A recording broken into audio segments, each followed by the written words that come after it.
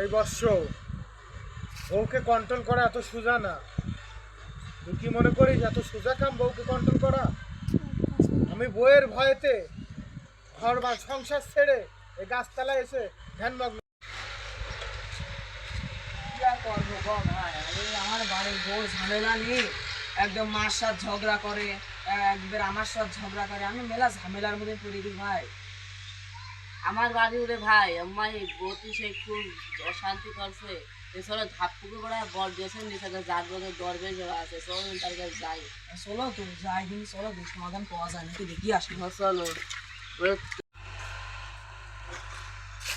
বাবা বাবা আমাদের কাছে সমাধান করেন বাবা। সমাধান দেন বাবা, হক মাওলা। বাবা আমাদের কোনো সমাধান দেন বাবা মেলা বিপদে পড়ে আস বাবা, বাবা আপনি সমাধান করেন বাবা। নাদান, তোরা আমার ধ্যান ভঙ্গ করলি। বাবা। আপনার ধ্যান ভঙ্গ করার জন্য আমাকে মাফ করবেন বাবা। বলে তোদের কি সমস্যা? বাবা আমার বাড়ি, আমার বউ খুব ঝামেলা করে বাবা, বাবা কোনো কাজ কাম করে না বাবা, সংসারে খালি অশান্তি করে আর ফোন পেবে ফোন দেখে, কোনো কাজ করে না। ধর, তোর বউয়ের বালিশের নিচে রাখবি, কাউকে দেখাবি না। তুই ধর, তোর বউয়ের বালিশের নিচে রাখবি, 1 সপ্তাহ পর আমার সাথে দেখা করবি, আমি এখানেই থাকবো। হক মাওলা।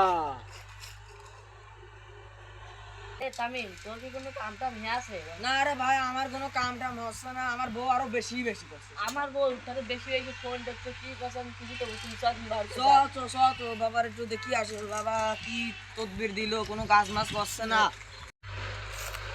হক মাওলা। বাবা বাবা আপনি কি ভন্ড বাবা নাকি? কি বললি? আপনার তদবিরে নিজে আমার বউর বাসে এসে তুলাম, কিন্তু কোনো কাজ হলো না, আমার বউ আরো বেশি বেশি আমার সাথে ঝগড়া বাগড়া করছে। এই বর্ষ বউকে কন্ট্রোল করা এত সোজা না। তুই কি মনে করিস এত সোজা কাম বউকে কন্ট্রোল করা? আমি বউয়ের ভয়েতে ঘর বা সংসার ছেড়ে এই গাছতলায় এসে ধ্যানমগ্ন থাকি। বউকে কন্ট্রোল করা এত সোজা না।